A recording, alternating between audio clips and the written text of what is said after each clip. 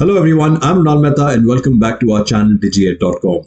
We are your digital aid and we provide free courses on the subjects of business and marketing.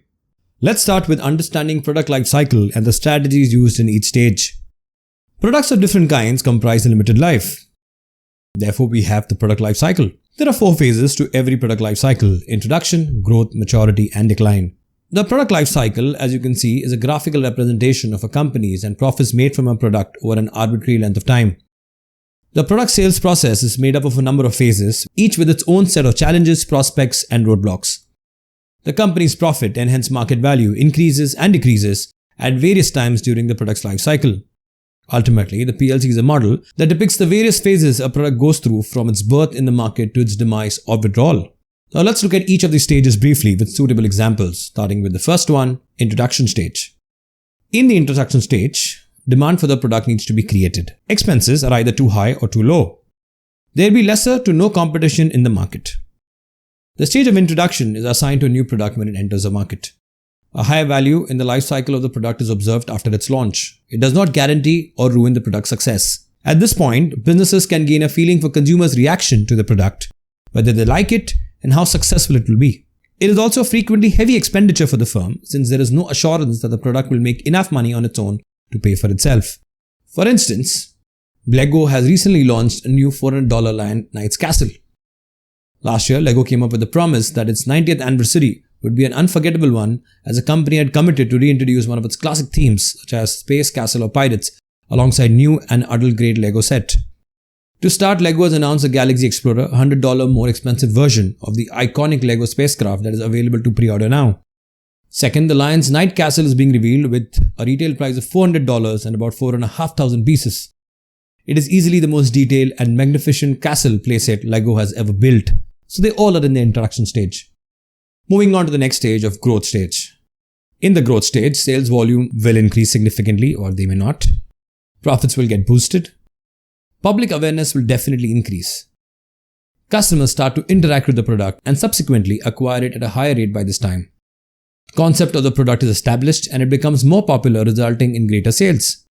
Competitors here become aware of the product, its position in the market, and how rapidly it pulls revenue.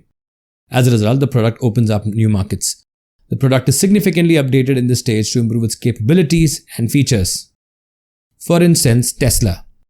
The advancement of electric transportation exhibits more of a growth stage of the product life cycle. While the electric car is not significantly new, the advanced innovations with brands like Tesla have made in recent years are constantly modifying with recent developments in the electric car market. This indicates its growth phase.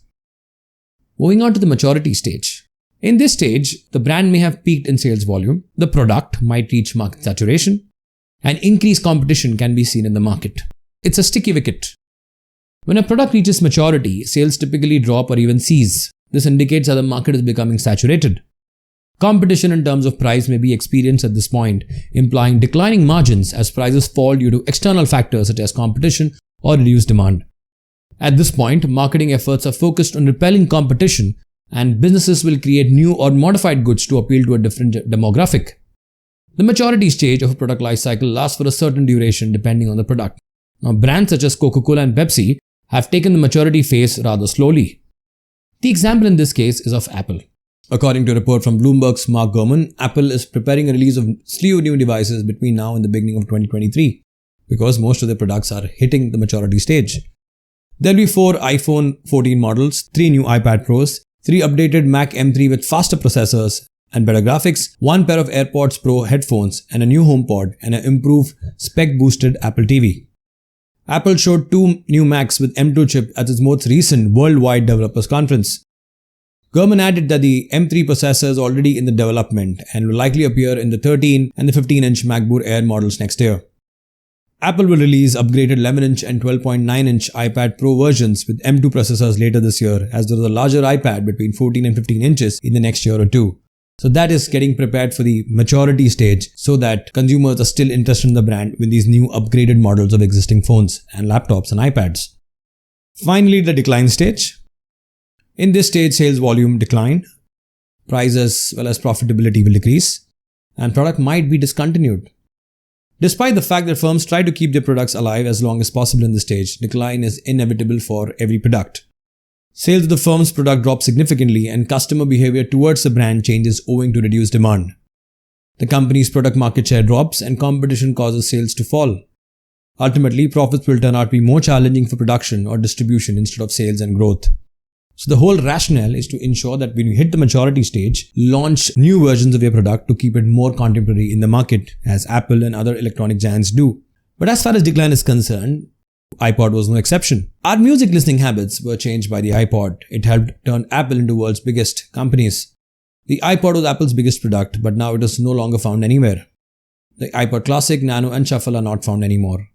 iPod Touch was relaunched in 2019 but has been struggling to keep up with the iPhone and the rise of music streaming services like Spotify. Ultimately, in May 2022, it was revealed that Apple's final iPod Touch has been discontinued and will not be replaced once stocks dry out across stores.